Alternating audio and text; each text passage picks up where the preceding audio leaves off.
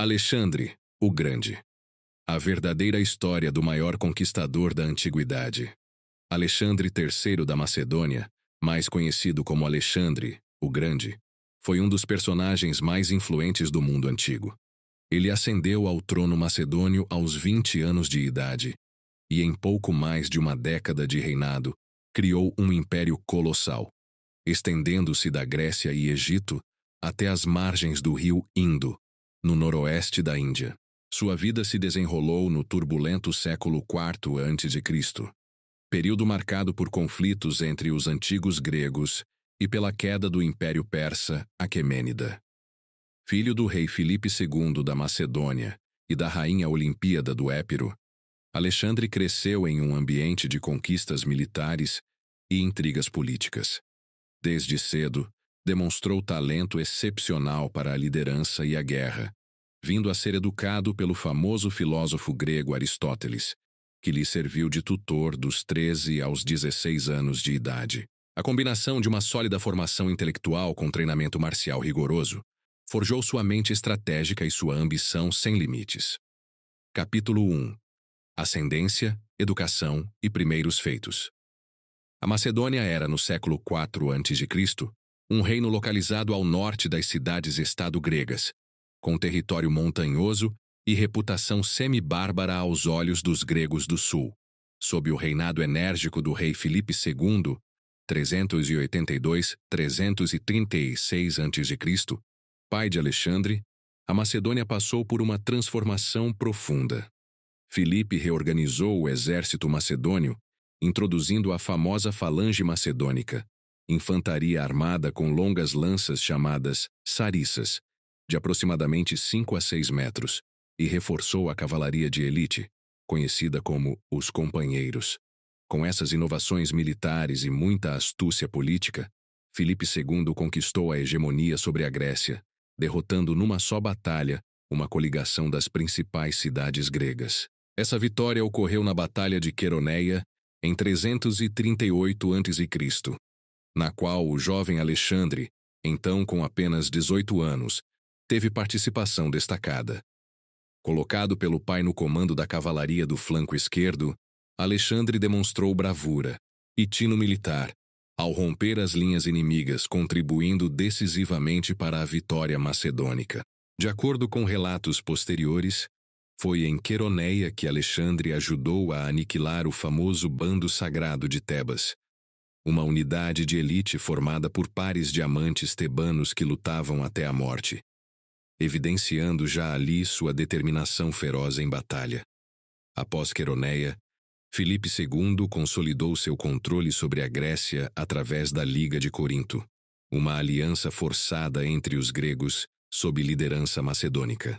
Ele então planejou uma grande expedição punitiva contra o Império Persa, apresentando-a como uma vingança pelas invasões persas do passado, como as guerras médicas do século V a.C., mas não viveria para realizá-la. No ano de 336 a.C., durante a celebração de um casamento em Aigai, Filipe foi assassinado. Subitamente, aos 20 anos de idade, Alexandre se viu elevado ao trono como Alexandre III, rei da Macedônia.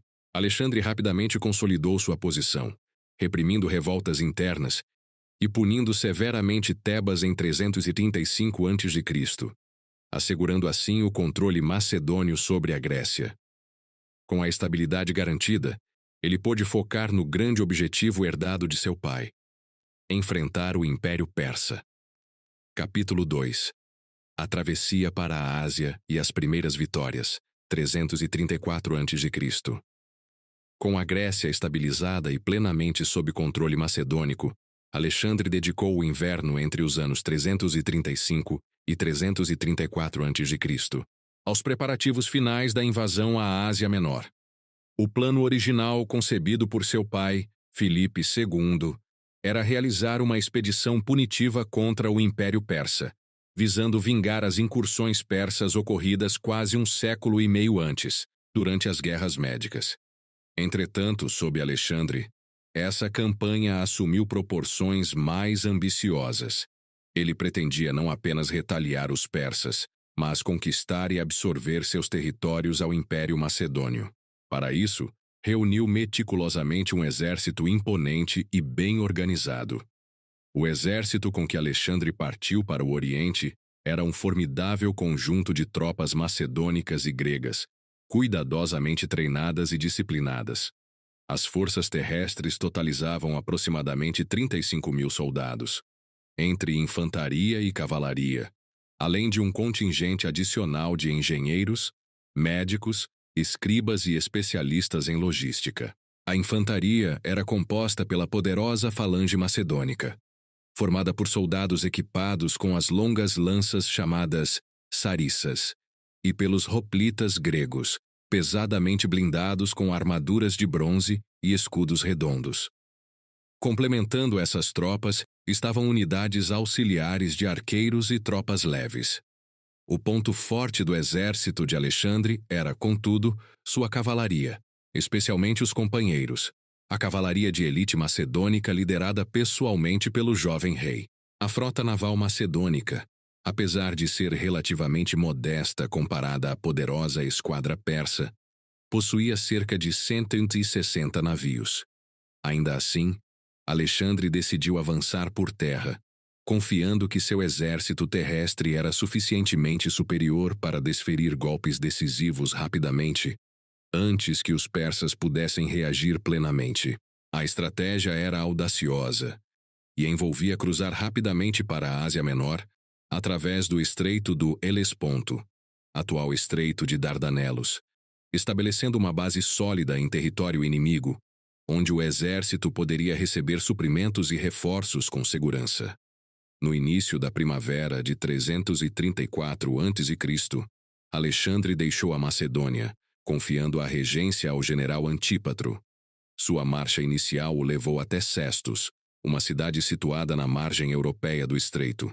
A partir dali, ele e suas tropas fizeram uma travessia simbólica e cuidadosamente planejada rumo à Ásia. Conta-se que, ao pisar no continente asiático, Alexandre realizou rituais religiosos e cerimoniais, ofertando sacrifícios aos deuses gregos e heróis lendários, especialmente a Aquiles, seu grande modelo histórico e mítico, a quem ele considerava seu ancestral espiritual e modelo de bravura militar. Assim que cruzou o Estreito do Helesponto, Alexandre imediatamente passou a consolidar sua posição estratégica na região. Sua primeira ação militar foi ocupar e pacificar as cidades gregas da costa da Ásia Menor, como Lâmpsaco e Ábidos. Embora essas cidades fossem parte do Império Persa, muitas tinham laços culturais e históricos profundos com a Grécia e receberam Alexandre como um libertador em vez de um invasor. Isso facilitou enormemente sua estratégia inicial de conquista, pois proporcionou ao seu exército bases estáveis e seguras, além de permitir o estabelecimento rápido de linhas de suprimento. Contudo, os persas estavam atentos à ameaça macedônica. O governador persa da Ásia Menor, Arsites, auxiliado por outros sátrapas como Mitrídates e Espitridates, reuniu um exército substancial para barrar o avanço de Alexandre ainda nos primeiros meses da campanha. O confronto ocorreu próximo às margens do rio Grânico, uma batalha que se tornaria a primeira grande prova de Alexandre em território asiático. Na Batalha do Grânico, travada em maio de 334 a.C., Alexandre enfrentou aproximadamente 20.000 soldados persas, incluindo uma poderosa cavalaria pesada e infantaria, composta por mercenários gregos contratados pelo rei persa Dário III. A posição persa era vantajosa, ocupando uma colina e controlando a passagem pelo rio.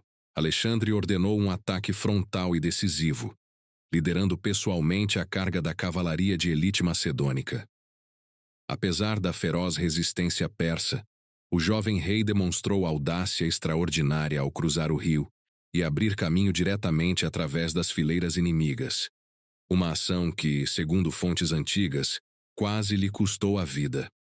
Durante o combate, Alexandre foi atacado diretamente por vários nobres persas. Um deles desferiu um golpe com seu machado contra o elmo do rei macedônio, que milagrosamente conseguiu desviar e eliminar seu agressor com um golpe certeiro.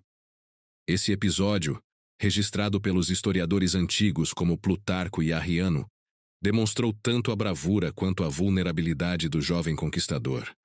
A vitória macedônica no Grânico foi total e contundente. Os persas sofreram perdas severas. Estima-se que mais de 10.000 soldados inimigos morreram ou foram capturados, incluindo diversos sátrapas e líderes persas. Em contraste, as baixas macedônicas foram relativamente baixas, o que reforçou ainda mais a confiança do exército na liderança de Alexandre. Após a vitória, ele ordenou uma cerimônia de homenagem aos soldados mortos e distribuiu recompensas generosas aos sobreviventes. Outro episódio marcante da Batalha do Grânico foi o tratamento dado aos mercenários gregos capturados no exército persa. Alexandre considerou esses homens traidores à causa grega e determinou que fossem enviados como escravos para trabalhar nas minas de prata da Macedônia. Uma punição severa e simbólica. Com essa medida, Alexandre enviava uma mensagem clara às cidades-estado gregas que eventualmente considerassem resistir ou trair a aliança com os macedônios. Após consolidar sua primeira vitória expressiva em solo asiático, Alexandre aproveitou para expandir sua influência rapidamente por toda a costa oeste da Ásia Menor. Cidades como Sardes, a rica capital da Lídia, se renderam pacificamente, abrindo suas portas ao conquistador macedônio. Mais ao sul, no entanto, Mileto e Halicarnasso resistiram duramente, levando Alexandre a iniciar cercos prolongados e difíceis, que testaram severamente suas habilidades estratégicas e de comando. O cerco de Halicarnasso, em particular, revelou-se um desafio significativo. A cidade, governada pelo comandante persa Memnon de Rhodes, um general habilidoso e perspicaz, resistiu ferozmente.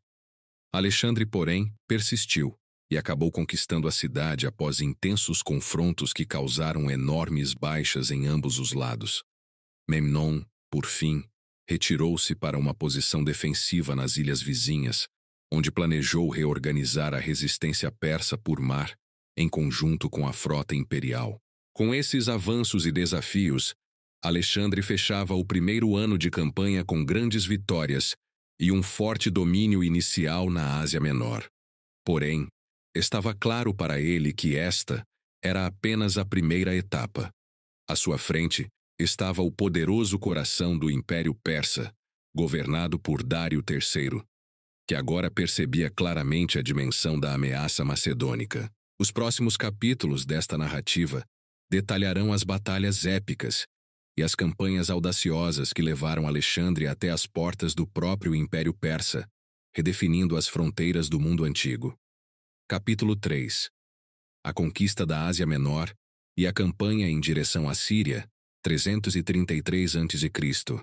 Após as importantes vitórias iniciais na Ásia Menor e a consolidação do controle sobre cidades-chave como Sardes e Halicarnasso, Alexandre, no final de 334 a.C., dirigiu-se para o interior do continente, avançando cuidadosamente pelas terras montanhosas da Anatólia Central. Seu objetivo era solidificar as conquistas obtidas, garantir rotas de suprimento seguras e preparar o caminho para um confronto direto com o exército principal persa, liderado pessoalmente pelo rei Dário III. Este período foi marcado por um misto de batalhas menores, cercos e diplomacia, elementos fundamentais na estratégia de expansão e consolidação de Alexandre. A travessia da Anatólia Central foi especialmente árdua, devido ao clima rigoroso, às cadeias montanhosas escarpadas e às constantes ameaças das tribos locais hostis. Alexandre liderou suas tropas com eficiência notável através dessas dificuldades.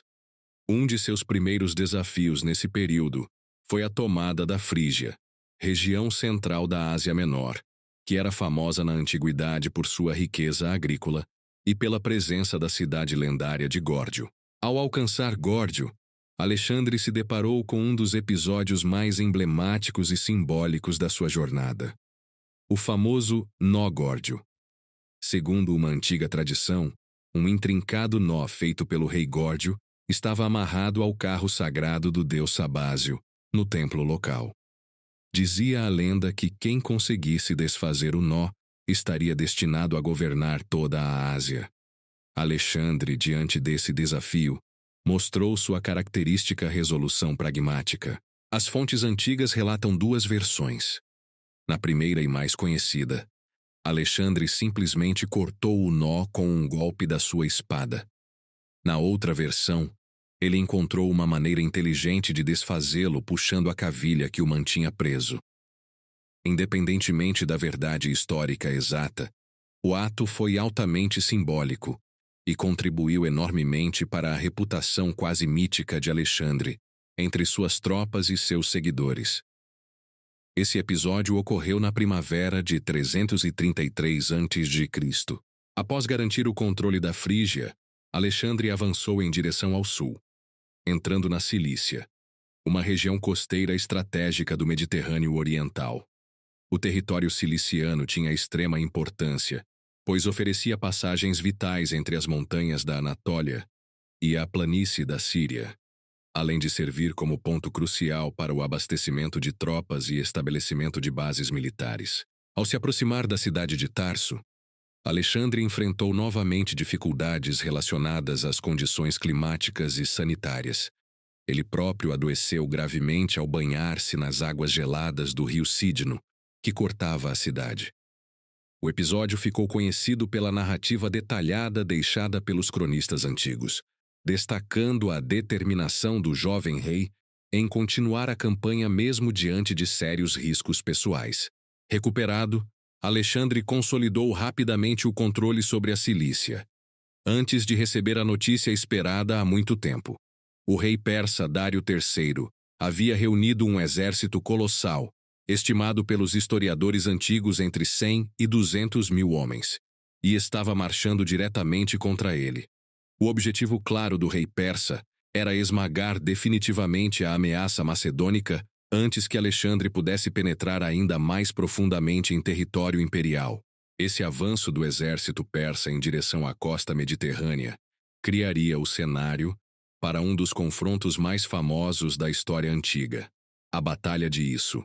O confronto em Isso, travado em novembro de 333 a.C., foi um momento decisivo e profundamente simbólico na trajetória de Alexandre.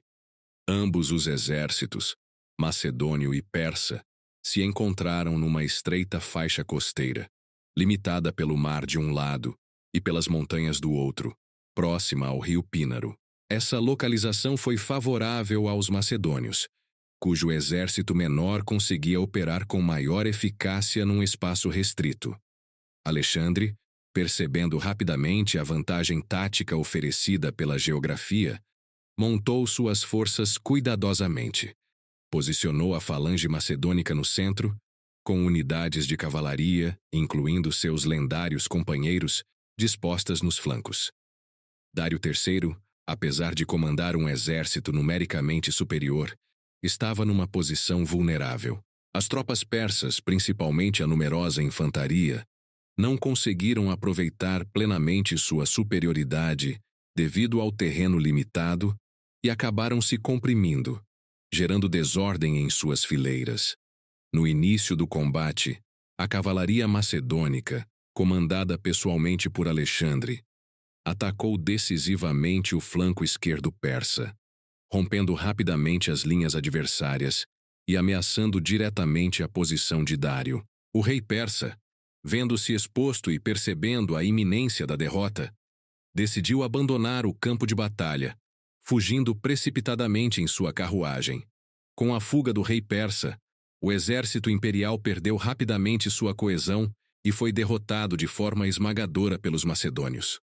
A batalha resultou em enormes perdas para os persas, com estimativas indicando dezenas de milhares de mortos e capturados. Entre os prisioneiros estavam membros importantes da família real persa, incluindo a esposa de Dário, suas filhas e sua mãe, Sisygambis. Alexandre surpreendeu tanto aliados quanto adversários ao tratar esses prisioneiros com extremo respeito e cortesia, em contraste evidente com os costumes brutais comuns na época. Este gesto, além de demonstrar sua grandeza pessoal, teve também o efeito prático de atrair a simpatia e apoio de diversas cidades e regiões persas que inicialmente resistiam ao avanço macedônico. A vitória em isso abriu definitivamente as portas do Oriente Médio para Alexandre. Após o combate, ele avançou rapidamente pela costa do Mediterrâneo Oriental, conquistando cidades e territórios estratégicos sem muita resistência. Em pouco tempo, lugares importantes como Damasco, na Síria, e diversas cidades fenícias ao longo da costa se renderam ao domínio macedônico, oferecendo riquezas e recursos vitais para o avanço contínuo da campanha. Esse momento também marcou uma importante decisão estratégica de Alexandre, a de neutralizar a poderosa frota persa. Sem poder confrontá-la diretamente no mar devido à superioridade naval persa, ele optou por conquistar todas as cidades portuárias importantes da costa oriental do Mediterrâneo, eliminando assim as bases e pontos de apoio dessa frota. Cidades que resistiram, como Tiro, por exemplo, enfrentariam cercos longos e brutais, destacando ainda mais a determinação e a capacidade estratégica do jovem rei. Encerrando o ano de 333 a.C., Alexandre controlava firmemente uma grande faixa territorial na Ásia Menor e na costa oriental do Mediterrâneo. Sua fama já havia começado a se espalhar por toda a região, e a moral do seu exército estava mais alta do que nunca. Contudo, ele sabia que, apesar das vitórias expressivas, sua tarefa estava longe de terminada. O rei persa Dário III continuava vivo, agora preparando uma nova resistência, mais adentro das vastas terras do império. O próximo capítulo da campanha levaria Alexandre às terras férteis do Egito, onde ele seria recebido não como invasor, mas como libertador, e onde seu destino tomaria proporções ainda mais grandiosas e lendárias. Capítulo 4. A conquista da Fenícia e a fundação de Alexandria, 332 a.C. Após sua esmagadora vitória na Batalha de Isso, no final de 333 a.C., Alexandre avançou rapidamente pelo litoral oriental do Mediterrâneo, consolidando seu domínio sobre as províncias persas da Síria e Fenícia. Seu objetivo estratégico imediato era assegurar controle total sobre as cidades portuárias fenícias, neutralizando assim a poderosa frota naval persa que ainda ameaçava suas comunicações marítimas e linhas de suprimento. Tal empreitada se revelaria mais complexa e prolongada do que inicialmente previsto, particularmente devido à resistência obstinada de uma das mais famosas cidades da antiguidade, Tiro. A Fenícia era uma região crucial estrategicamente, conhecida desde tempos remotos por seu comércio marítimo florescente e pelas cidades-estados extremamente ricas e autônomas.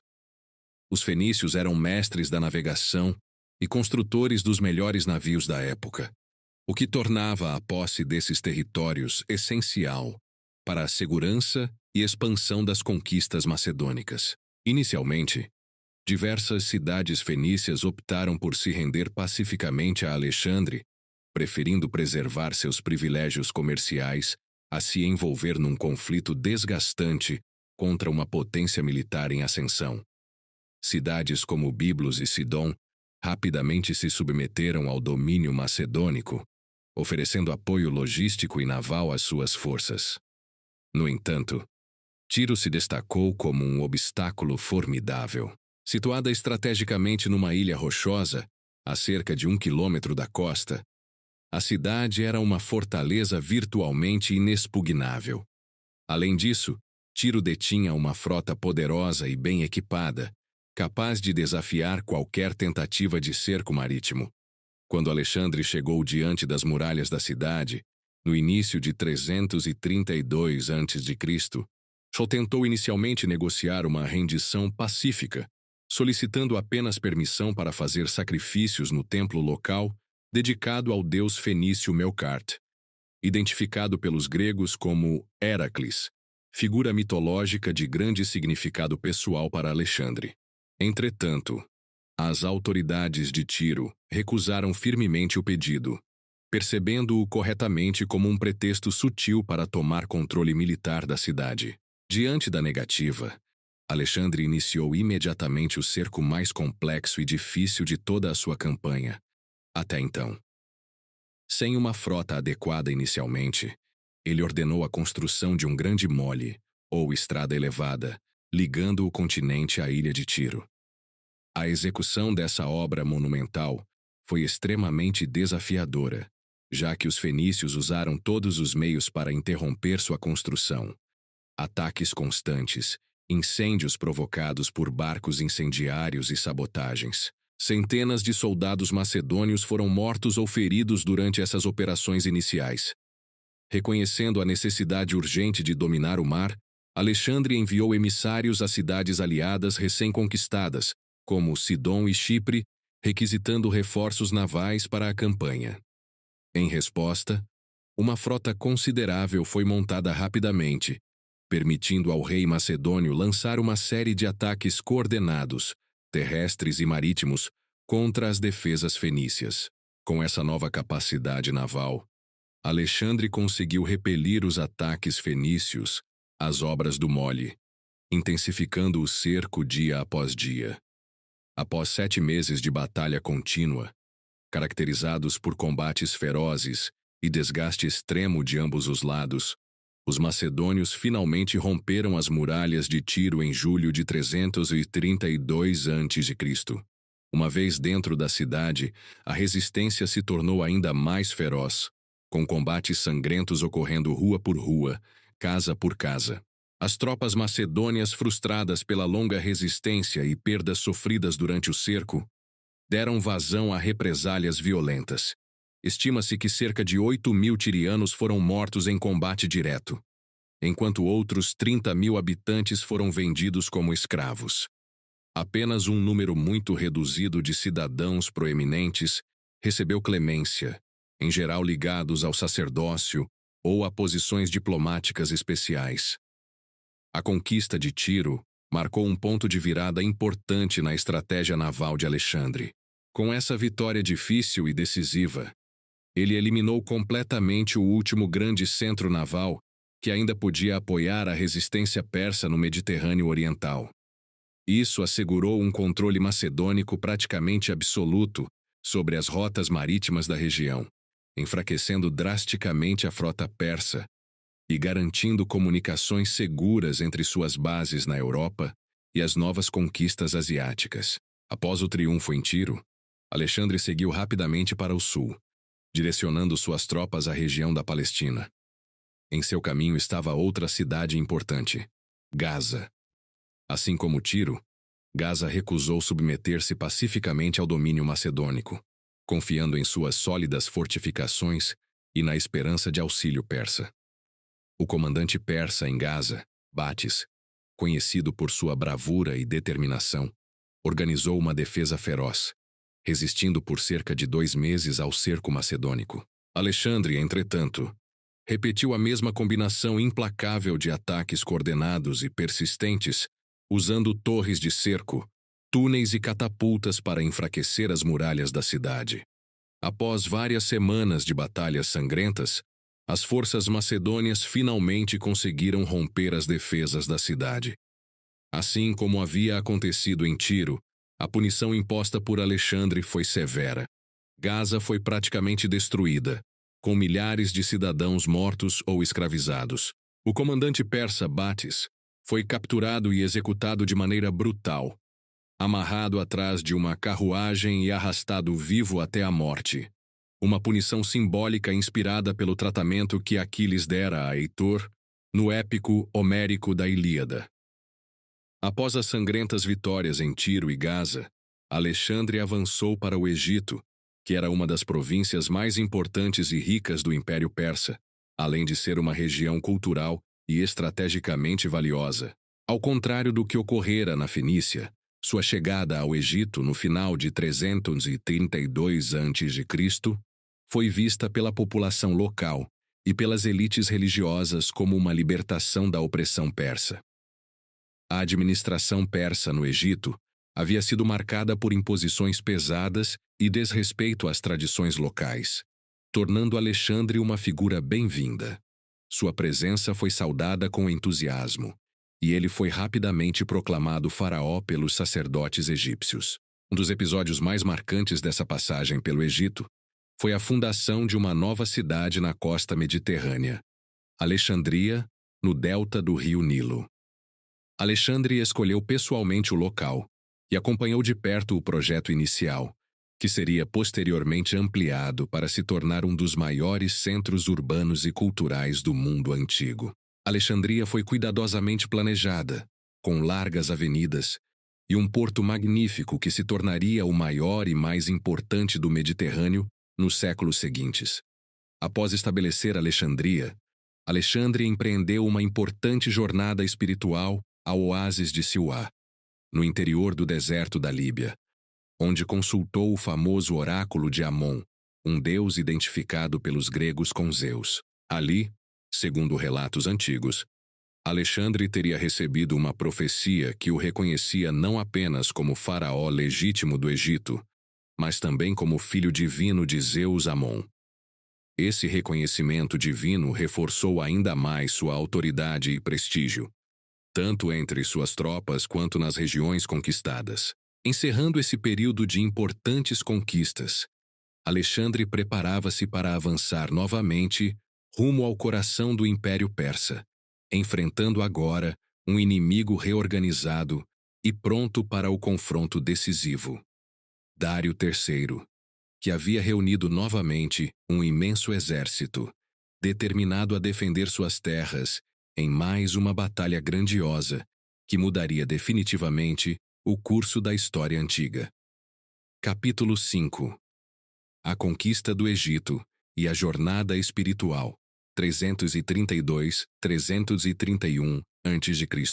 Após consolidar suas vitórias na Fenícia e Palestina, Alexandre marchou para o Egito no final de 332 a.C., região de importância estratégica excepcional devido à sua riqueza, posição geográfica e simbolismo cultural. Diferente das regiões anteriores, a chegada ao Egito não foi acompanhada de resistência significativa. Pelo contrário, Alexandre foi acolhido pela população local e pelos sacerdotes egípcios como libertador do domínio persa, que era profundamente impopular devido à repressão cultural, religiosa e política imposta pelos sátrapas persas. O Egito, uma das civilizações mais antigas e culturalmente sofisticadas do mundo antigo, estava sob controle persa desde 525 a.C., com breves períodos de rebelião e independência. A dominação persa havia deixado profundas marcas de ressentimento entre os egípcios, especialmente devido ao desrespeito às tradições religiosas locais e às pesadas exigências tributárias impostas por governantes estrangeiros. Nesse contexto, Alexandre, que habilmente se apresentava como um restaurador das tradições locais e protetor das religiões, foi prontamente reconhecido como uma alternativa legítima e desejável à dominação persa.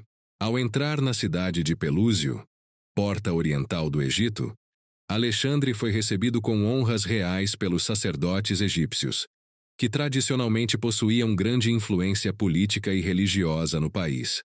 Essa acolhida calorosa abriu caminho para que Alexandre chegasse pacificamente a Mênfis, uma das capitais administrativas e religiosas mais importantes do Egito Antigo. Ali, ele foi coroado pelos sacerdotes como faraó legítimo, em uma cerimônia solene e ritualizada que confirmou oficialmente seu status de governante reconhecido não só pelas autoridades militares macedônicas, mas também pelos próprios egípcios. Esse gesto foi altamente simbólico, pois demonstrava que Alexandre estava disposto a governar com respeito pelas tradições e culturas locais, prática que se tornaria recorrente durante suas campanhas posteriores. Ainda no Egito, Alexandre realizou um de seus atos mais duradouros e emblemáticos: a fundação da cidade de Alexandria. A escolha do local, na costa do Mar Mediterrâneo, próximo ao delta do rio Nilo, foi estratégica e meticulosamente planejada. Alexandre imaginava Alexandria não apenas como um centro administrativo, mas como uma metrópole cultural e comercial que ligaria o mundo grego ao vasto continente africano e à Ásia. A construção inicial da cidade começou imediatamente após a sua fundação oficial, ocorrida em abril de 331 a.C. Alexandre pessoalmente supervisionou o planejamento urbanístico inicial da cidade, traçando linhas gerais para largas avenidas, bairros residenciais e comerciais bem definidos, além de um porto marítimo grandioso e funcional. Alexandria estava destinada a se tornar rapidamente uma das maiores e mais influentes cidades do mundo antigo, posteriormente famosa pela lendária Biblioteca de Alexandria e pelo Farol, uma das maravilhas do mundo antigo. A cidade rapidamente atrairia acadêmicos, filósofos, comerciantes e artistas do mundo inteiro, cumprindo plenamente a visão original de Alexandre como ponto de encontro das culturas oriental e ocidental. Após estabelecer as bases da futura Alexandria, Alexandre decidiu embarcar numa jornada espiritual e política ao remoto e sagrado oásis de Siuá, no coração do deserto líbio. O objetivo dessa peregrinação era visitar o famoso oráculo do deus Amon, considerado pelos gregos como uma manifestação de Zeus, o pai dos deuses olímpicos. Essa jornada não era apenas religiosa, mas tinha significativas implicações políticas e simbólicas, visando reforçar a legitimidade divina de Alexandre como governante do Egito e figura de autoridade superior perante suas tropas e os povos recém-conquistados. A travessia até Siuá foi extremamente difícil e perigosa. Alexandre e um contingente seleto de tropas enfrentaram duras condições climáticas no deserto, incluindo tempestades de areia, falta de água potável e temperaturas extremas. Contudo, com determinação característica, Alexandre alcançou com sucesso o oásis e consultou o famoso oráculo. Segundo relatos históricos transmitidos por fontes antigas como Plutarco e Arriano, o oráculo de Amon proclamou Alexandre como filho legítimo do deus, confirmando simbolicamente sua ascendência divina, um reconhecimento que Alexandre levou extremamente a sério e que teve efeitos profundos na forma como era visto por seus soldados e súditos, bem como nas suas próprias convicções sobre seu destino. A afirmação dessa origem divina reforçou significativamente o prestígio e a autoridade moral de Alexandre em seu exército e entre os povos conquistados. Essa nova identidade divina não apenas elevou Alexandre ao status de monarca semidivino, mas também aumentou significativamente sua responsabilidade simbólica e política diante das diferentes populações sob seu domínio. Para as tropas macedônicas e gregas que acompanhavam Alexandre desde o início, tal reconhecimento divino aumentou ainda mais a confiança e a lealdade ao seu líder, fortalecendo o espírito de unidade e invencibilidade que se tornara uma característica marcante do exército macedônico sob seu comando. Após retornar de Siuá para a costa mediterrânea, Alexandre continuou preparando seus próximos passos estratégicos. Agora, com o Egito consolidado e a legitimidade reforçada tanto política quanto religiosamente, ele voltou sua atenção novamente para o coração do Império Persa.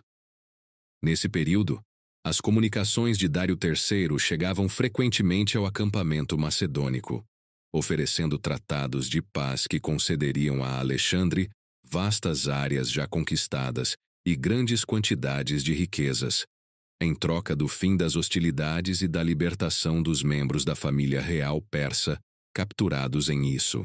No entanto, Alexandre rejeitou todas essas ofertas. Segundo relatos antigos preservados por historiadores como Plutarco e Arriano, sua resposta à última oferta de paz feita por Dário teria sido clara e provocativa. Ele não precisava aceitar aquilo que já tinha conquistado pelas armas. Ao contrário, Alexandre exigiu que Dário reconhecesse sua supremacia sobre todas as terras persas e se submetesse pessoalmente como vassalo do rei macedônico.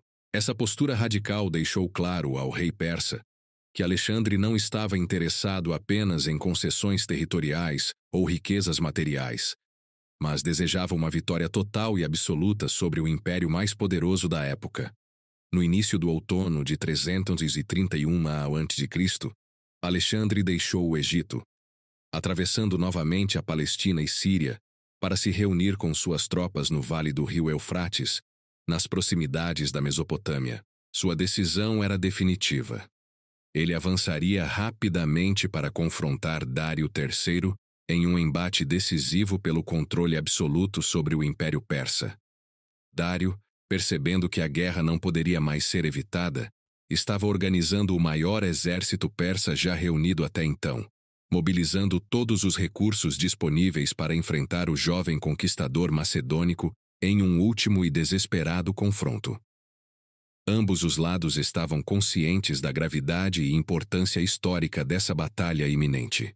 Assim, Alexandre encerrava sua passagem marcante pelo Egito, onde havia consolidado seu prestígio político e espiritual de maneira decisiva.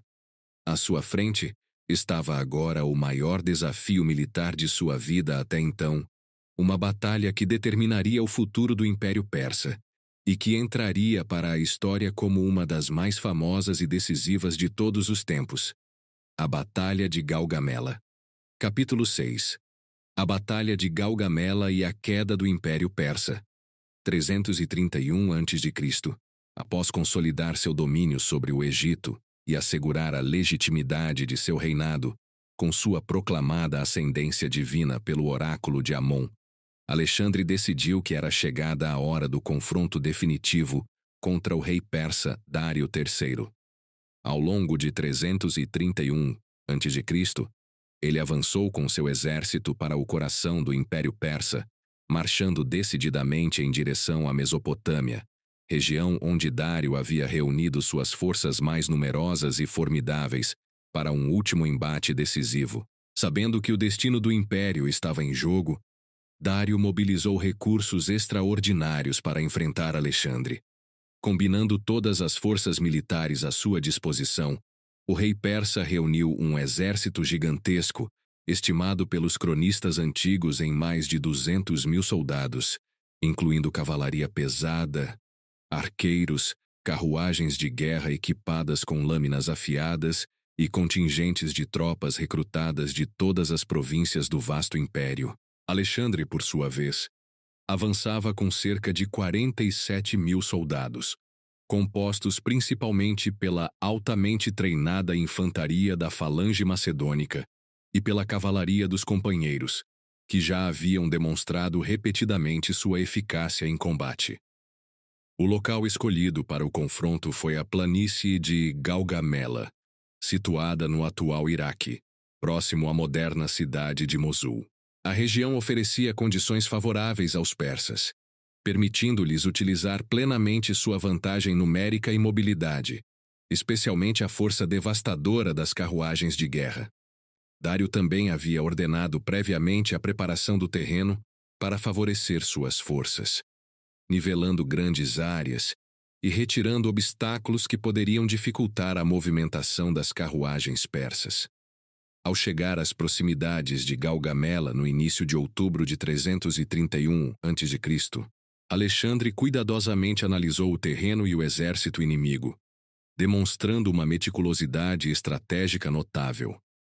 Ao contrário de Dário, que esperava um ataque imediato e precipitadamente organizado pelos macedônios, Alexandre decidiu estabelecer acampamento a poucos quilômetros de distância, permitindo que suas tropas descansassem e se preparassem cuidadosamente antes do combate decisivo. Durante a noite anterior à batalha, Alexandre organizou uma reunião detalhada com seus principais generais e comandantes, expondo sua estratégia meticulosamente planejada e discutindo possíveis variações e respostas táticas para a batalha iminente. Na manhã de 1º de outubro de 331 a.C., os dois exércitos finalmente se encontraram. A visão era impressionante. As forças persas se estendiam amplamente pela planície, organizadas em linhas compactas, com suas carruagens posicionadas de maneira destacada. Alexandre dispôs suas tropas em uma formação estratégica precisa, mantendo uma posição de linha diagonal ligeiramente recuada, com falanges no centro, infantaria leve e arqueiros nos flancos e sua cavalaria de elite posicionada estrategicamente para explorar brechas nas linhas inimigas. Ele comandava pessoalmente a ala direita, onde a cavalaria dos companheiros estava concentrada, pronta para executar um ataque decisivo no momento oportuno. Dário iniciou a batalha ordenando uma ofensiva imediata com suas carruagens equipadas com lâminas nas rodas, projetadas para romper e desorganizar as linhas macedônicas. Contudo, Alexandre já havia previsto essa estratégia. Utilizando manobras ensaiadas anteriormente, suas tropas abriram corredores cuidadosamente coordenados na linha de batalha, permitindo que as carruagens persas passassem praticamente inofensivas através de suas fileiras, sendo posteriormente atacadas e neutralizadas pela infantaria leve e arqueiros posicionados especialmente para essa finalidade. Com a ameaça das carruagens rapidamente neutralizada, Dário enviou sua cavalaria pesada para atacar os flancos do exército macedônico, buscando envolvê-los e destruí-los rapidamente. A luta nos flancos foi intensa e feroz, especialmente na ala esquerda macedônica comandada por Parmênio, o veterano general de confiança de Alexandre. A pressão exercida pelas tropas persas nesse setor foi enorme, colocando em sério risco o flanco esquerdo do exército de Alexandre. Parmênio, porém, resistiu bravamente, mantendo suas tropas coesas o suficiente para permitir que Alexandre executasse sua estratégia principal. Enquanto o flanco esquerdo suportava com dificuldade o ataque persa, Alexandre observava atentamente o desenvolvimento da batalha, aguardando o momento ideal para lançar seu ataque decisivo contra o centro das linhas persas, diretamente na direção de Dário III. Quando finalmente percebeu que o centro persa havia se tornado vulnerável devido à concentração de forças nos flancos, Alexandre liderou pessoalmente uma carga devastadora com a cavalaria dos companheiros, rompendo as linhas inimigas com rapidez impressionante. A carga direta contra o centro persa provocou uma ruptura quase imediata e catastrófica nas fileiras inimigas. Dário, percebendo o perigo iminente, entrou em pânico e, como já havia feito anteriormente na Batalha de Isso, decidiu fugir do campo de batalha, abandonando seu exército à própria sorte. A retirada precipitada de Dário teve um efeito psicológico devastador sobre as forças persas, causando caos e desordem generalizada. Muitos soldados abandonaram suas posições e começaram a fugir, permitindo às tropas macedônicas uma vitória completa e esmagadora. Ao final do dia, o resultado da batalha era indiscutível. Alexandre havia derrotado completamente o maior exército já reunido pelo Império Persa, assegurando assim a inevitável queda do domínio de Dário III. As baixas persas foram altíssimas, com dezenas de milhares de soldados mortos ou capturados. Os macedônios também sofreram perdas significativas, especialmente no flanco esquerdo comandado por Parmênio, mas a vitória obtida garantiu plenamente o controle sobre o coração do Império Persa.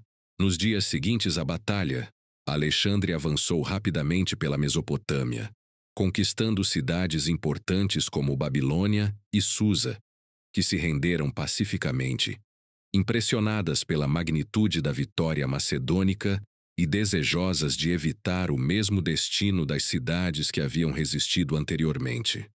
Babilônia recebeu Alexandre como libertador, oferecendo-lhe honras reais e reconhecimento formal como governante legítimo. Alexandre correspondeu respeitosamente, restaurando templos e confirmando tradições locais, gesto que lhe garantiu grande popularidade entre as elites regionais. Enquanto Alexandre avançava mais profundamente em território persa, Dário III continuava em fuga, tentando desesperadamente reorganizar suas forças restantes nas províncias orientais do império. Contudo, a derrota em Gaugamela havia destruído qualquer esperança realista de resistência eficaz. Alexandre estava agora claramente determinado a capturar ou eliminar definitivamente Dário, consolidando sua vitória completa e definitiva sobre o Império Persa. A Batalha de Gaugamela ficou registrada na história como um dos confrontos militares mais significativos e decisivos da antiguidade, não apenas pela magnitude das forças envolvidas, mas pelo impacto duradouro sobre o futuro político e cultural do mundo conhecido até então. Após Gaugamela, o Império Persa, que havia dominado vastas regiões por mais de 2 séculos, desmoronava rapidamente diante do avanço irresistível do jovem conquistador macedônico. O próximo capítulo da jornada de Alexandre seria marcado por suas campanhas nas províncias orientais do Império, pela perseguição implacável a Dário III e por suas tentativas de consolidar administrativamente o gigantesco território que agora se encontrava sob seu domínio absoluto. Capítulo 7. A conquista de Babilônia e Persépolis, e o fim de Dário III, 331-330 a.C. Após a vitória definitiva em Gaugamela, Alexandre avançou rapidamente para a Babilônia, uma das maiores e mais importantes cidades do mundo antigo. Em outubro de 331 a.C., ele entrou em Babilônia pacificamente, sendo recebido pela população local e pelos sacerdotes com grande pompa e respeito. A cidade, reconhecendo a superioridade militar do exército macedônio e desejando evitar destruição semelhante à sofrida por Tiro e Gaza, preferiu a rendição imediata, recebendo Alexandre não como conquistador, mas como libertador e legítimo sucessor do domínio persa. Babilônia, situada às margens do rio Eufrates, era um dos maiores centros urbanos da antiguidade, conhecida por suas magníficas estruturas arquitetônicas, incluindo os famosos Jardins Suspensos, considerados uma das maravilhas do mundo antigo, e pelo imponente templo dedicado ao deus babilônico Marduk. Alexandre imediatamente demonstrou profundo respeito pelas tradições religiosas locais, participando pessoalmente de rituais religiosos e ordenando restaurações em templos e monumentos que haviam sido negligenciados ou danificados durante o domínio persa. Esses gestos diplomáticos contribuíram significativamente para consolidar sua posição como governante legítimo perante os babilônios. Após organizar a administração local e nomear governadores de confiança para supervisionar a cidade e região, Alexandre avançou rapidamente em direção a Susa, outra das principais cidades imperiais persas, conhecida por abrigar grandes tesouros acumulados ao longo de séculos de dominação persa. Como ocorrera com Babilônia, Susa também se rendeu pacificamente. Ali, Alexandre encontrou riquezas inimagináveis. Estima-se que o tesouro imperial persa guardado em Susa continha ouro, prata, joias preciosas e obras de arte, equivalentes a centenas de toneladas, permitindo-lhe financiar futuras campanhas militares e projetos administrativos. Grande parte desse tesouro foi distribuída entre seus generais e soldados como recompensa, garantindo ainda mais a lealdade e entusiasmo de suas tropas. Após a ocupação de Susa, Alexandre se dirigiu à capital imperial tradicional dos persas, Persépolis. Situada nas montanhas do atual Irã, Persépolis era a mais simbólica de todas as cidades do império, representando o coração cultural e político da dinastia aquemênida fundada por Ciro, o Grande, 2 séculos antes. Diferentemente de Babilônia e Susa, Persépolis não foi abandonada ou entregue pacificamente pelos persas. Embora não houvesse uma resistência militar significativa na cidade, sua conquista teve um significado simbólico profundo. Ao entrar em Persépolis, no início de 330 a.C., Alexandre imediatamente assumiu o controle da cidade e dos imensos tesouros reais acumulados no complexo palaciano aquemênida. A cidade impressionava não apenas por suas riquezas materiais, mas também pela grandiosidade arquitetônica, com imponentes palácios, salões decorados com relevos detalhados e monumentos que exaltavam as conquistas dos reis persas anteriores. Alexandre passou várias semanas em Persépolis, organizando seu exército, descansando as tropas e preparando o próximo estágio de sua campanha militar. Foi nesse período que ocorreu um dos eventos mais controversos e discutidos pelos historiadores, o incêndio de Persépolis. Segundo relatos de historiadores antigos como Plutarco e Arriano, após semanas em Persépolis, Alexandre teria ordenado a destruição dos palácios imperiais por meio de incêndio.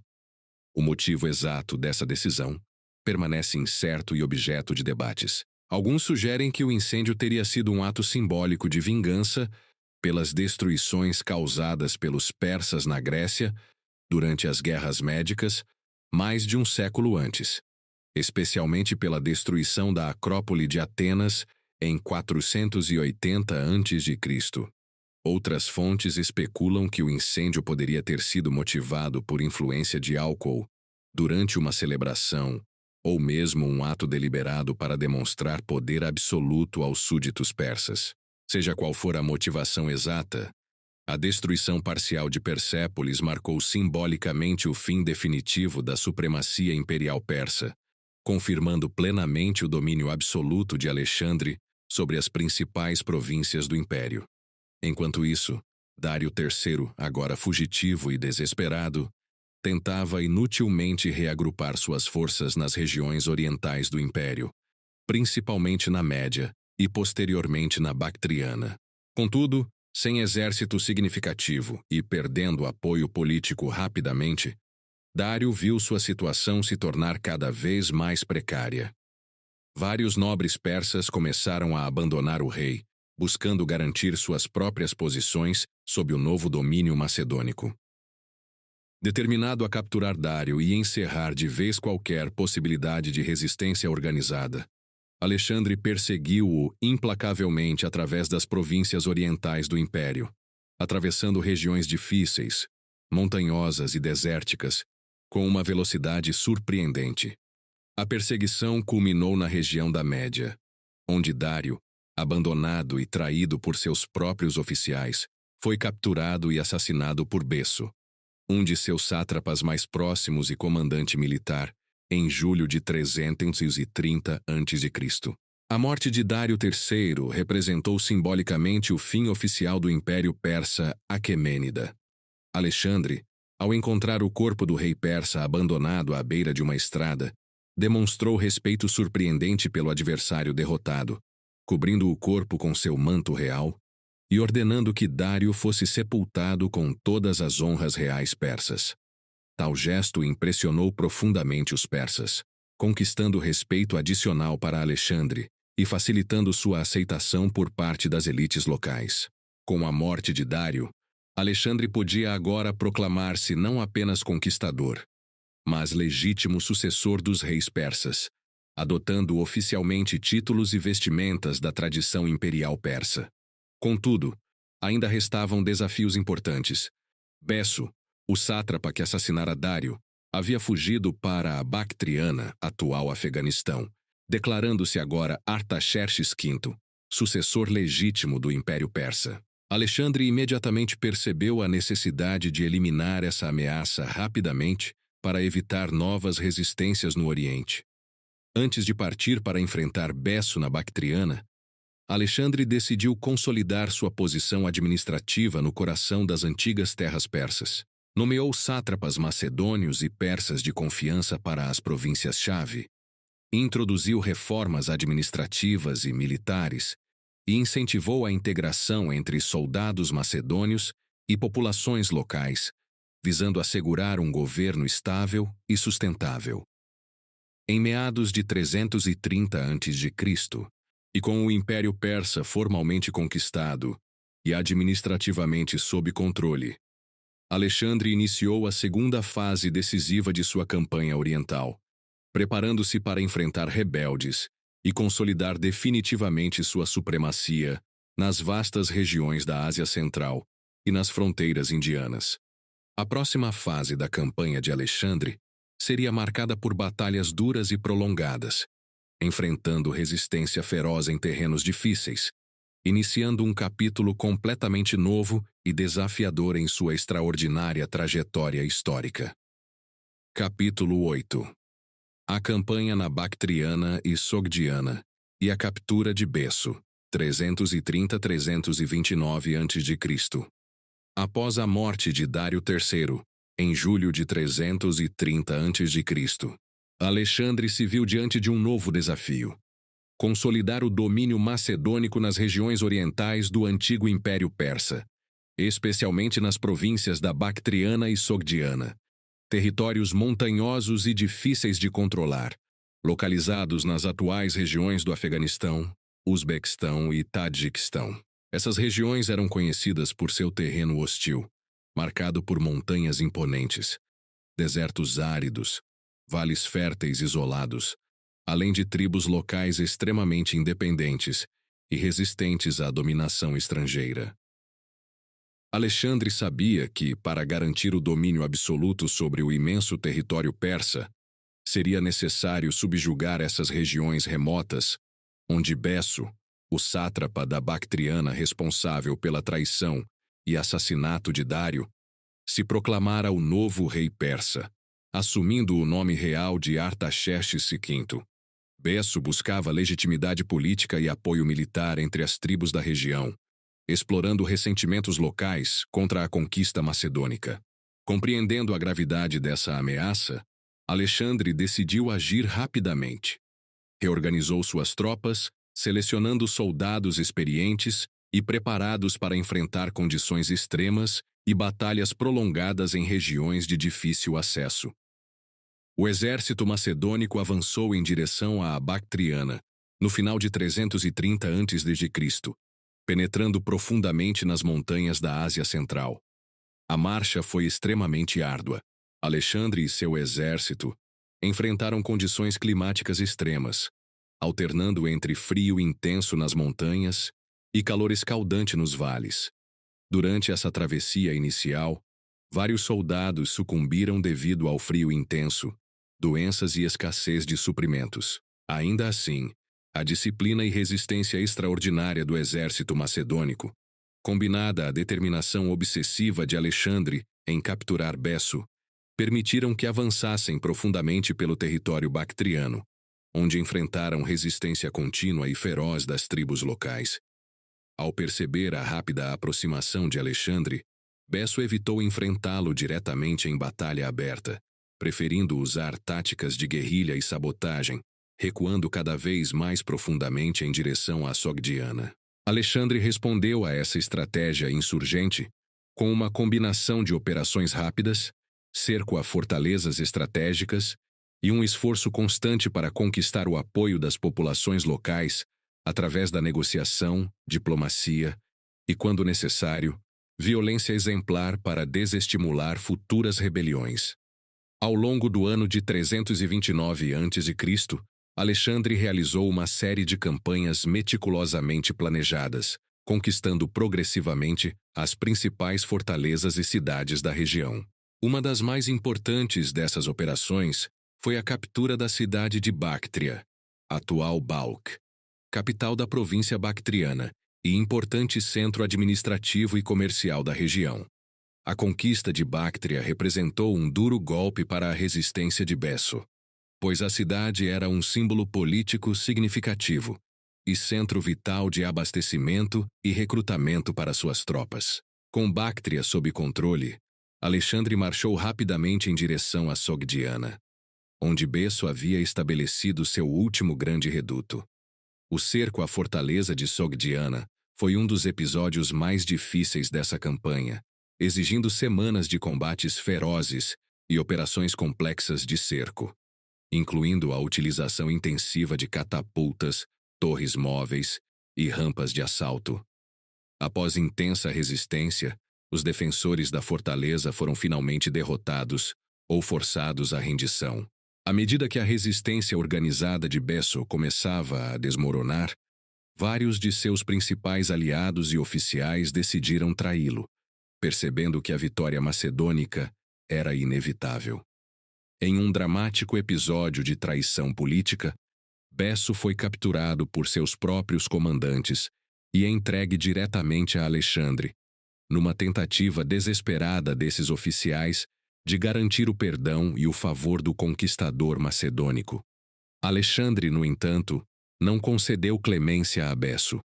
Em julho de 329 a.C., o sátrapa traidor foi levado diante do exército macedônico, humilhado publicamente, e condenado à morte por ter assassinado o rei Dário III, um ato considerado desonroso até mesmo entre seus próprios compatriotas persas. Besso foi executado de maneira brutal e simbólica. Segundo relatos de historiadores antigos, ele foi mutilado antes da execução, prática comum dos persas para punir traidores e rebeldes. Tal punição pretendia servir como exemplo severo para dissuadir novas revoltas contra a autoridade macedônica na região. Após a captura e execução de Besso, Alexandre consolidou rapidamente sua autoridade sobre a Bactriana e Sogdiana, instalando governadores de confiança e iniciando reformas administrativas profundas. Contudo, embora o controle macedônico tenha sido oficialmente estabelecido, a resistência das tribos locais continuou a ser uma ameaça constante. A natureza independente dessas tribos e a dificuldade do terreno levaram Alexandre a realizar campanhas adicionais, cada vez mais desgastantes, para subjugar efetivamente a região. Durante esse período, Alexandre adotou uma estratégia dupla, combinando operações militares agressivas com uma política de integração cultural e alianças locais. Ele incentivou o casamento de soldados e oficiais macedônicos com mulheres locais, buscando assim criar laços duradouros e integrar as culturas conquistadas com a macedônica. Alexandre pessoalmente se casou com Roxana, filha de um líder tribal importante da região, fortalecendo simbolicamente sua conexão com os povos locais. A luta contra as tribos sogdianas continuou durante todo o restante de 329 a.C. e prosseguiu até o ano seguinte, com campanhas prolongadas, cercos difíceis e batalhas violentas. Nesse período, Alexandre sofreu perdas significativas em combates menores e enfrentou desafios logísticos cada vez mais severos, especialmente relacionados ao abastecimento de seu exército em terrenos montanhosos e isolados. Um dos episódios mais emblemáticos desse período foi a conquista da fortaleza conhecida como a Rochedo de Sogdiana, uma fortificação considerada inexpugnável devido à sua localização no topo de um penhasco vertical. Alexandre conseguiu capturar essa fortaleza após enviar soldados especialmente treinados que escalaram silenciosamente o penhasco durante a noite, surpreendendo completamente os defensores pela manhã. Esse feito impressionante foi amplamente celebrado pelo exército e reforçou ainda mais a reputação quase mítica de Alexandre como líder militar genial e invencível. No final de 329 a.C., Alexandre havia consolidado razoavelmente seu domínio sobre a Bactriana e Sogdiana, embora rebeliões isoladas ainda ocorressem. O rei macedônico passou então a planejar a próxima fase de sua campanha oriental, que o levaria ainda mais ao leste, em direção às fronteiras do desconhecido subcontinente indiano. Essa nova etapa, que prometia novos desafios e descobertas, testaria ainda mais os limites físicos e psicológicos de seu exército e redefiniria profundamente o alcance geográfico e cultural de seu império. Capítulo 9. A conquista da Índia, do Hindu Kush ao rio Indo, 327-326 a.C. Após submeter a região da Bactriana e Sogdiana, Alexandre passou grande parte do ano de 328 e início de 327 a.C., consolidando o domínio macedônico na Ásia Central, realizando reformas administrativas, construindo novas cidades e assegurando alianças locais através de casamentos e tratados diplomáticos. Seu casamento com Roxana, filha do líder tribal bactriano Oxiartes, simbolizou sua política de integração cultural e marcou uma transição para uma nova fase da campanha, a conquista do subcontinente indiano. No início de 327 a.C., Alexandre reuniu novamente seu exército, reforçado com recrutas locais e veteranos experientes das campanhas anteriores, preparando-se para marchar através da cordilheira do Hindu Kush, uma das regiões mais difíceis e hostis do mundo antigo. O objetivo de Alexandre era atingir o vale do rio Indo e estabelecer controle sobre as províncias ocidentais do então pouco conhecido subcontinente indiano. Para os gregos e macedônios, essa era uma região envolta em mistério e lendas, conhecida apenas vagamente através dos relatos de mercadores persas e viajantes ocasionais. A travessia do Hindu Kush foi uma das etapas mais difíceis enfrentadas pelo exército macedônico em toda a sua trajetória. O terreno era extremamente acidentado, com montanhas nevadas, desfiladeiros estreitos e passagens perigosas. A altitude, o frio intenso e a escassez de alimentos e água causaram enormes dificuldades às tropas. Muitos soldados sofreram com o frio, doenças respiratórias e exaustão física extrema, levando a perdas significativas antes mesmo do início das batalhas contra inimigos locais. Contudo, a determinação de Alexandre e a disciplina das tropas permitiram que superassem esses desafios impressionantes. Ao descer das montanhas do Hindu Kush para as férteis planícies do Vale do Indo, Alexandre encontrou uma situação política bastante fragmentada. A região era dividida em diversos reinos e principados locais, muitos dos quais mantinham relações complexas de aliança e rivalidade entre si. Alexandre rapidamente percebeu que poderia utilizar essas divisões internas para facilitar suas próprias conquistas, estabelecendo alianças estratégicas e aproveitando-se das disputas entre governantes locais para garantir sua expansão militar. Uma das primeiras regiões que Alexandre conquistou na Índia foi o vale do rio Kabul, dominado pelo reino de Gandhara, cujo governante aceitou prontamente a soberania macedônica após breves combates. Ali Alexandre fundou uma cidade, Alexandria do Cáucaso, estabelecendo uma importante base estratégica e logística para futuras operações militares.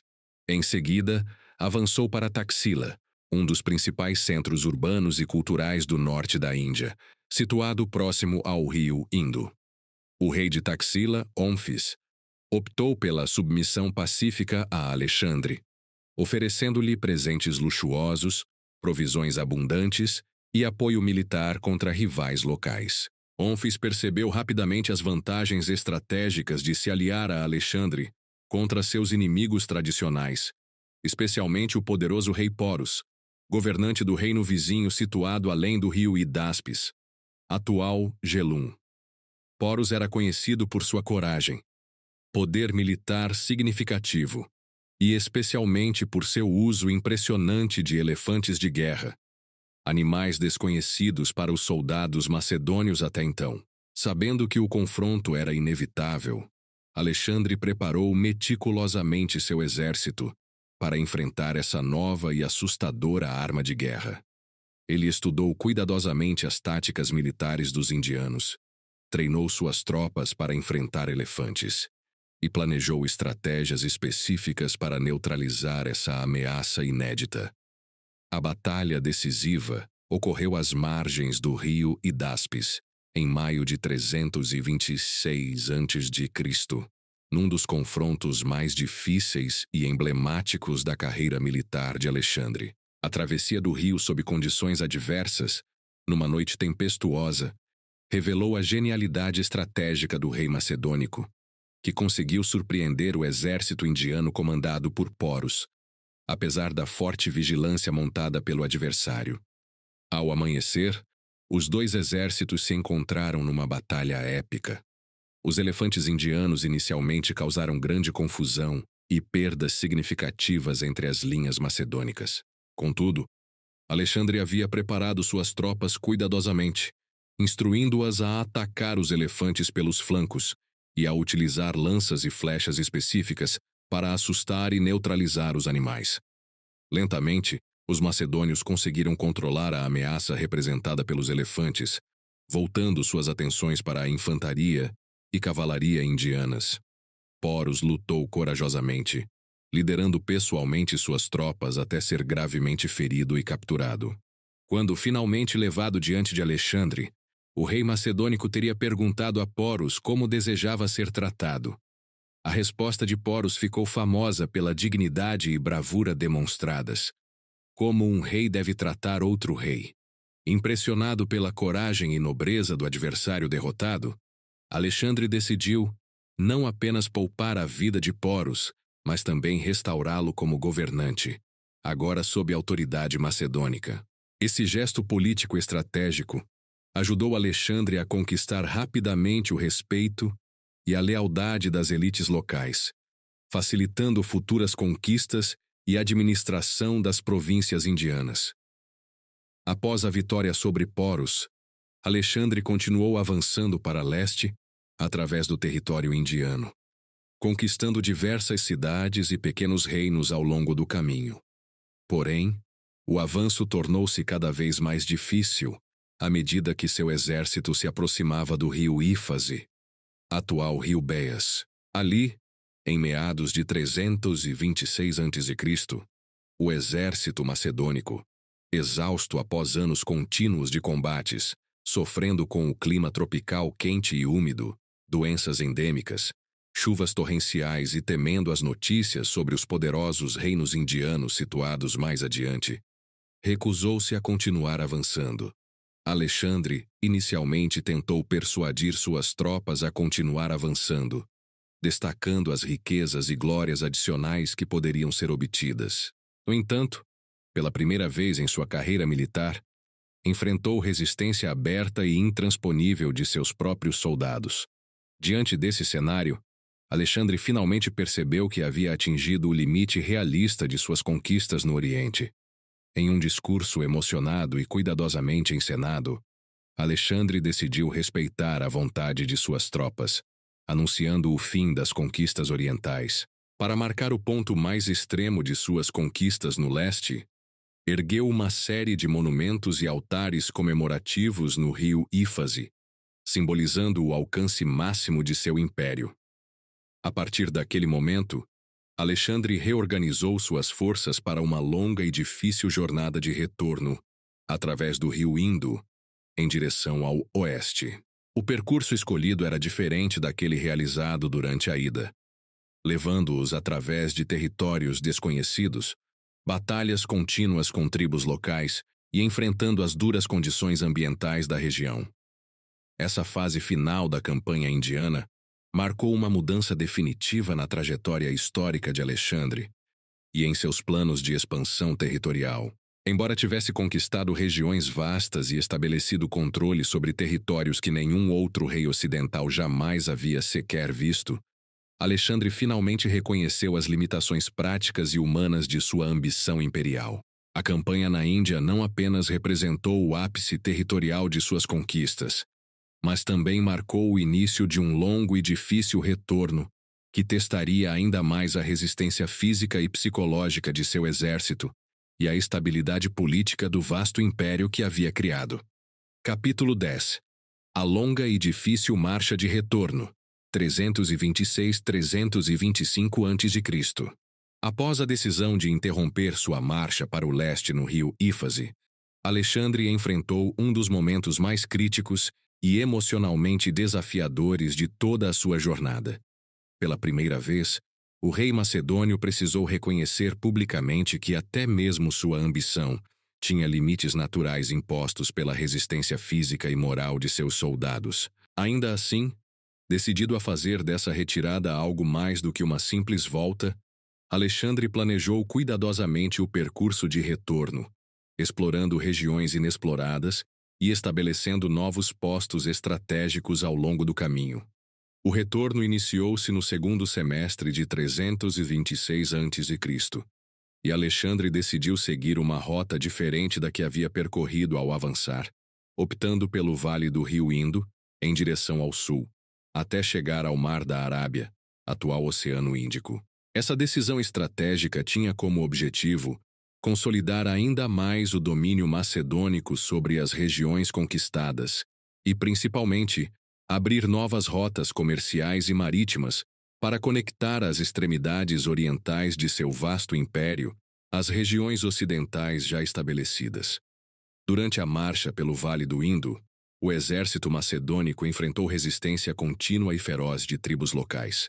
Muitas dessas tribos viviam de forma independente, resistindo fortemente a qualquer tentativa de dominação estrangeira. Ao contrário das batalhas convencionais travadas anteriormente, esses confrontos eram frequentes, rápidos e violentos, caracterizados por emboscadas e escaramuças repentinas, que impunham um desgaste físico e psicológico contínuo às tropas macedônicas, já exaustas pela longa campanha. Um dos episódios mais dramáticos dessa fase ocorreu durante o cerco à cidade de Mali, localizada no território dos Mali, no atual Paquistão. Durante o assalto às muralhas da cidade, Alexandre, liderando suas tropas de maneira extremamente ousada, saltou pessoalmente sobre as defesas inimigas e ficou isolado no interior da cidade com apenas alguns soldados.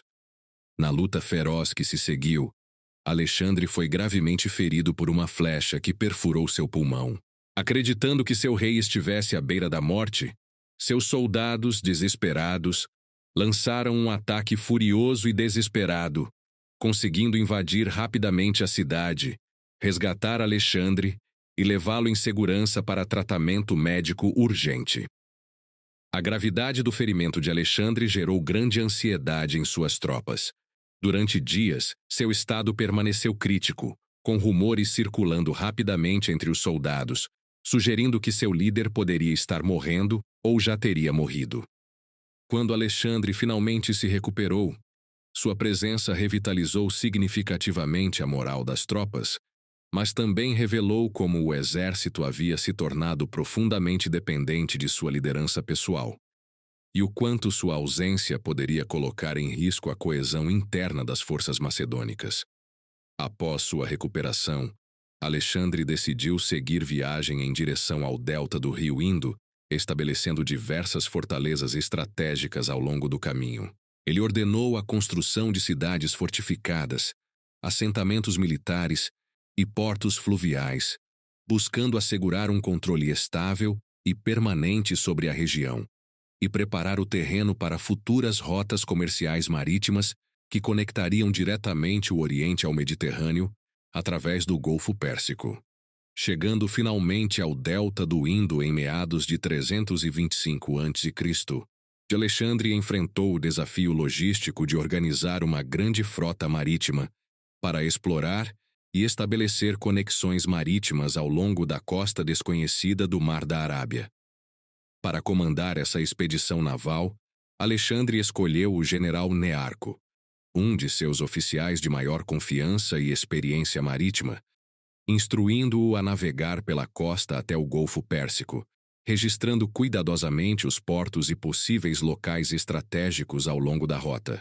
Enquanto Nearco iniciava sua longa e perigosa jornada marítima, Alexandre liderou o restante do exército por terra através do deserto de Gedrosia, atual região do Baluchistão, uma das regiões mais áridas, desoladas e perigosas do mundo antigo. A travessia do deserto de Gedrósia se transformaria num dos episódios mais terríveis e traumáticos da história militar antiga. O deserto era extremamente árido, com escassez absoluta de água potável, temperaturas diurnas elevadas e frio intenso durante a noite. O terreno era repleto de pedras afiadas, areia escaldante e ventos fortes, criando condições extremamente adversas para a marcha das tropas. Durante cerca de 2 meses, o exército macedônico enfrentou uma das mais severas provações físicas e psicológicas de sua história. Milhares de soldados morreram devido à desidratação, fome, insolação e exaustão.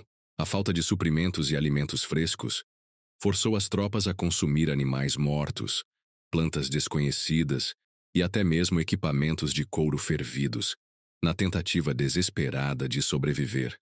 Muitos soldados perderam completamente a esperança, morrendo nas margens da trilha ou se perdendo definitivamente no deserto.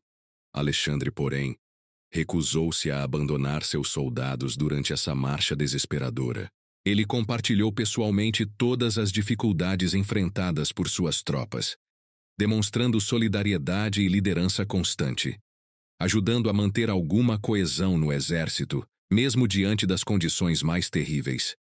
Sua presença constante junto aos soldados fortaleceu sua imagem como líder, que compartilhava plenamente o sofrimento e os sacrifícios de suas tropas. Finalmente, após semanas de sofrimento extremo, Alexandre conseguiu conduzir os sobreviventes através do deserto até a segurança relativa da província persa da Carmânia, onde foram recebidos com alimentos frescos, água abundante e provisões médicas organizadas previamente. A chegada à Carmânia marcou o fim da fase mais difícil e exaustiva da retirada macedônica. Entretanto, o impacto emocional e físico dessa travessia permaneceria profundamente gravado na memória dos soldados, afetando duradouramente o moral e a coesão interna do exército. Ao reencontrar-se com Nearco e sua frota no Golfo Pérsico, Alexandre comemorou com grande entusiasmo o sucesso da expedição naval, que havia mapeado cuidadosamente centenas de quilômetros de costa, até então desconhecidos pelos gregos. Essas informações seriam extremamente valiosas para futuras rotas comerciais e para o domínio estratégico das conexões marítimas entre o Oriente e o Ocidente.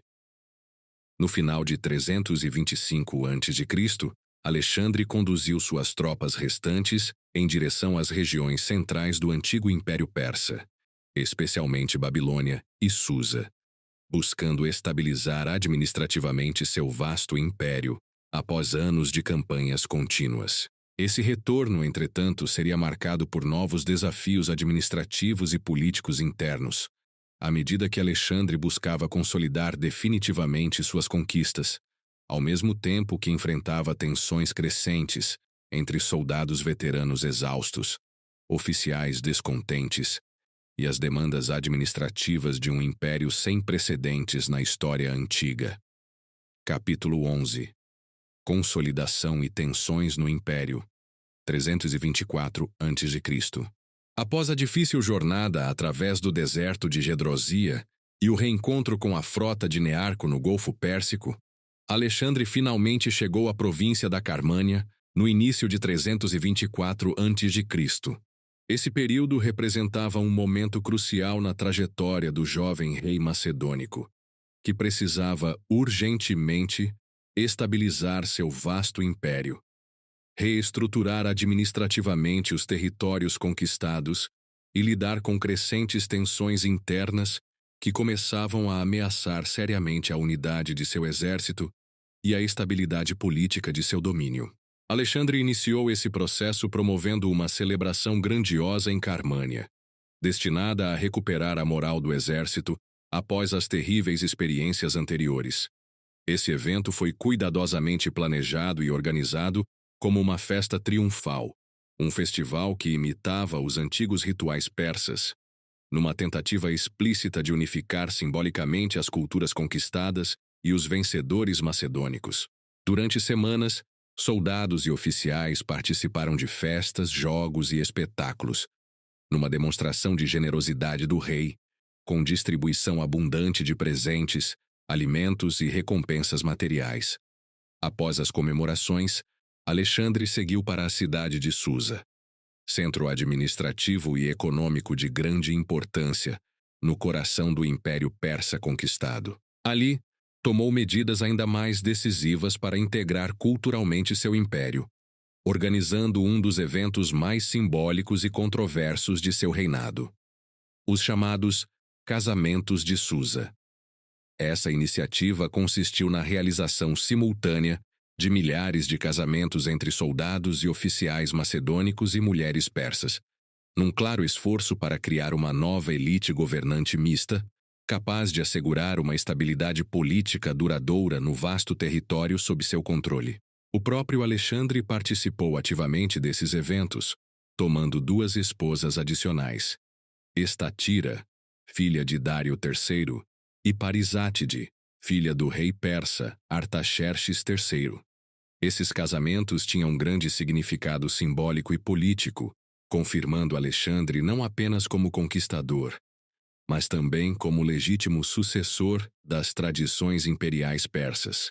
Muitos de seus oficiais mais próximos, incluindo Hefestion, Crátero, Seleuco e Ptolomeu, também participaram desses casamentos organizados, fortalecendo os laços políticos e culturais com as elites locais. Apesar dessas iniciativas de integração, Alexandre começou a enfrentar resistência significativa dentro do próprio exército macedônico. Muitos soldados veteranos que haviam acompanhado Alexandre desde os primeiros anos da campanha começaram a demonstrar crescente insatisfação com suas políticas de integração cultural. Sentiam-se ameaçados pelas mudanças culturais impostas pelo rei, especialmente por seus esforços em incorporar jovens recrutas persas ao exército macedônico, treinados no estilo militar tradicional macedônio, e pela adoção crescente por parte de Alexandre de costumes orientais, como o hábito persa de se prostrar diante do rei, prosquinesis, prática vista como humilhante e inaceitável pelos macedônios. Essas tensões atingiram seu ponto máximo em 324 a.C., e durante um episódio dramático ocorrido em Opis, na Mesopotâmia. Alexandre anunciou publicamente que muitos soldados veteranos seriam dispensados e enviados de volta à Macedônia, substituindo-os por recrutas persas treinados no estilo macedônico. Essa decisão, interpretada pelos veteranos como um insulto à sua lealdade e sacrifício ao longo de anos de guerra, gerou uma revolta aberta, com soldados protestando violentamente e exigindo reconhecimento adequado por seus serviços. A crise em Opis foi uma das situações mais delicadas enfrentadas por Alexandre em toda sua vida política. Para resolver o impasse, Alexandre subiu diante das tropas revoltadas e fez um discurso memorável, relembrando suas vitórias conjuntas, destacando o quanto ele havia sofrido e lutado lado a lado com eles, compartilhando cada sofrimento e risco enfrentado nas batalhas mais difíceis. De forma emocional e enfática, ele lembrou aos soldados macedônios que tudo o que haviam conquistado até ali fora fruto de seu esforço conjunto, e que jamais os havia tratado como inferiores, mas sim como companheiros leais e valentes. A intensidade emocional e sinceridade do discurso teve efeito imediato sobre as tropas. Muitos soldados veteranos choraram abertamente, pediram desculpas ao rei e reafirmaram sua lealdade. Alexandre, por sua vez, respondeu generosamente às demandas dos soldados, aumentando suas recompensas financeiras e assegurando-lhes terras férteis e privilégios especiais ao retornarem à Macedônia, garantindo assim a paz momentânea no exército. Superada essa crise, Alexandre voltou sua atenção para questões administrativas e políticas ainda mais complexas.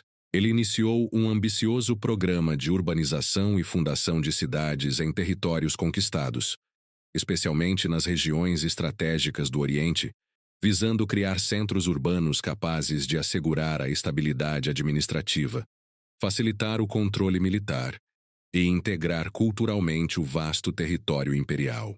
Dezenas de novas cidades foram fundadas, muitas com o nome Alexandria, estabelecendo uma rede urbana impressionante que conectava o Oriente ao Ocidente, simbolizando concretamente sua visão de um império universal integrado.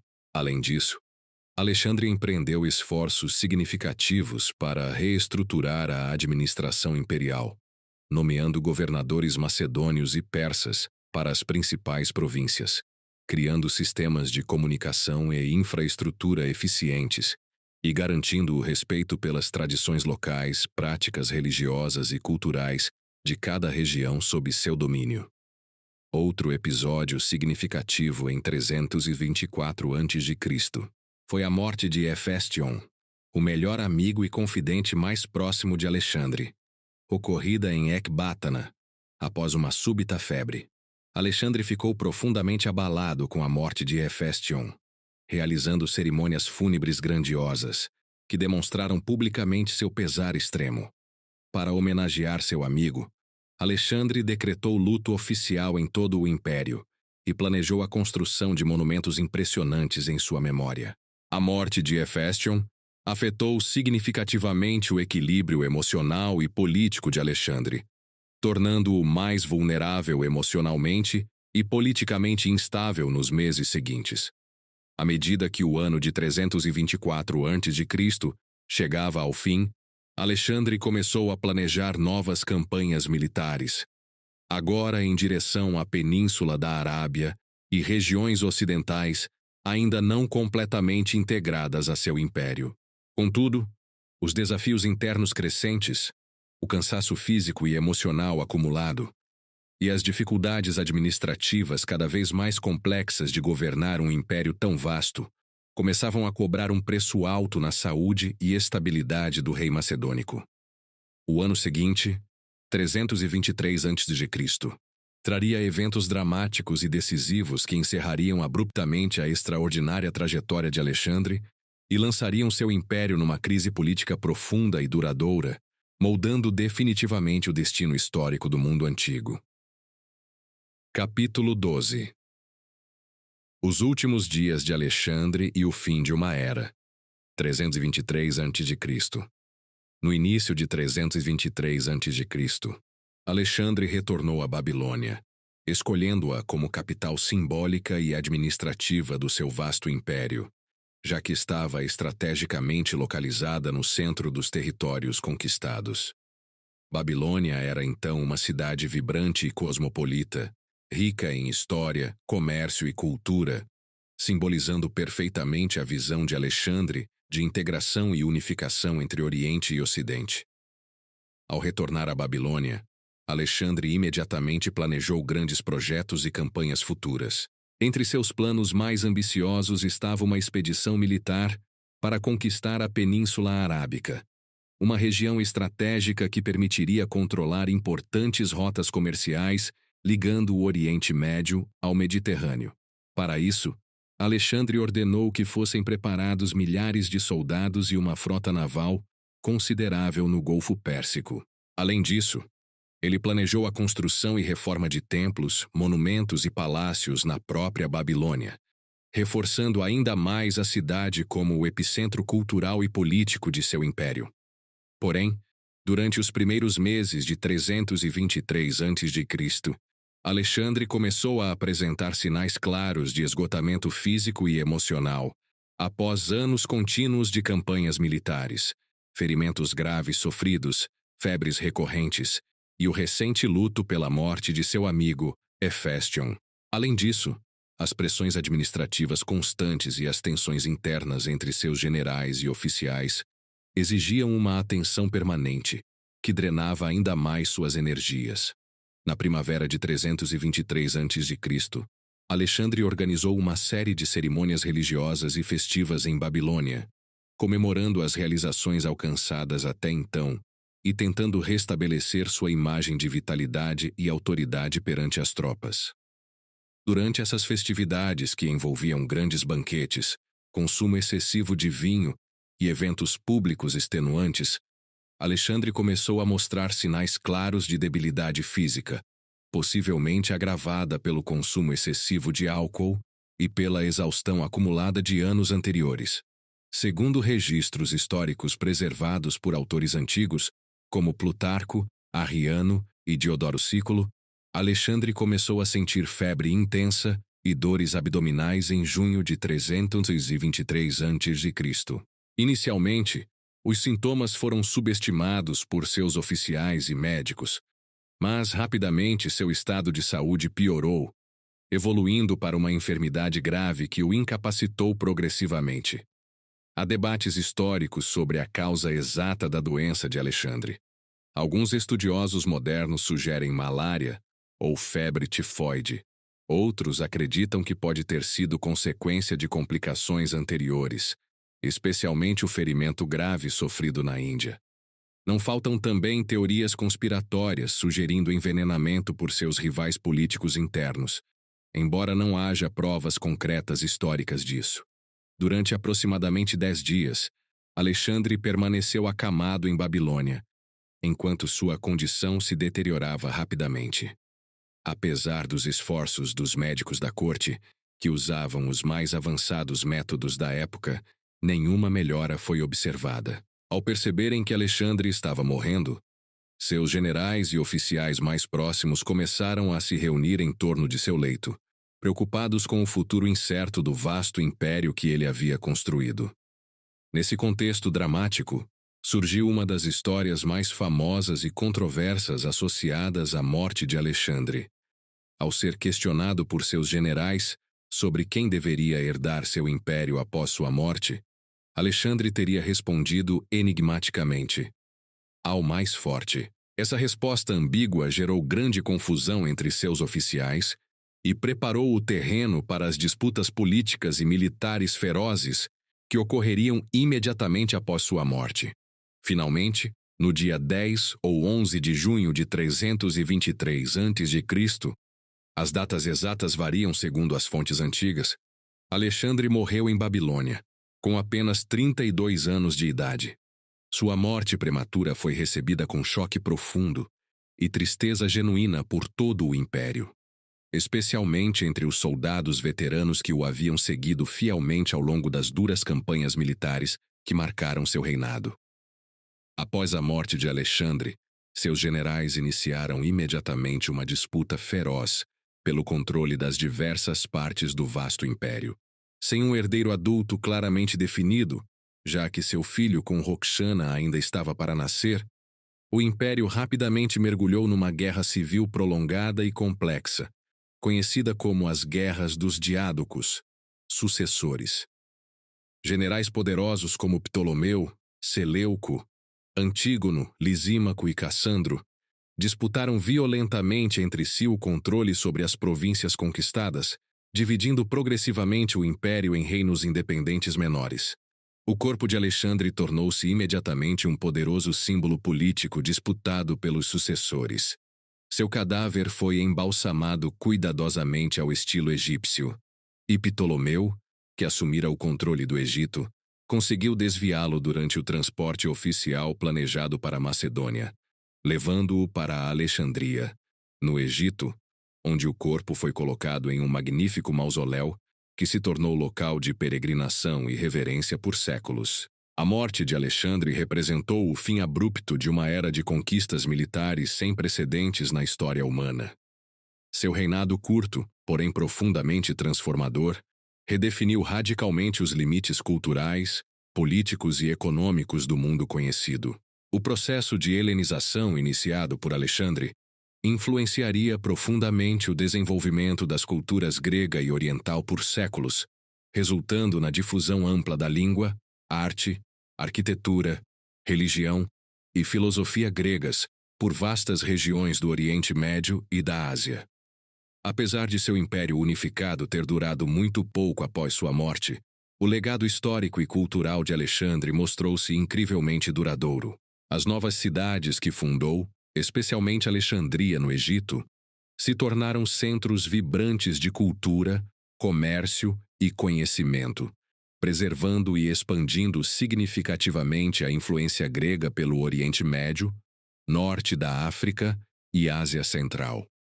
No imaginário popular e histórico, Alexandre rapidamente adquiriu uma dimensão quase lendária, sendo celebrado em relatos históricos, poemas épicos e tradições culturais diversas. Sua imagem permaneceu associada à coragem extraordinária, ambição ilimitada e uma visão universalista de integração cultural que influenciou profundamente gerações futuras de governantes e líderes militares. A trajetória de Alexandre o Grande continua sendo uma das mais estudadas e debatidas da história antiga, fascinando continuamente acadêmicos e o público em geral.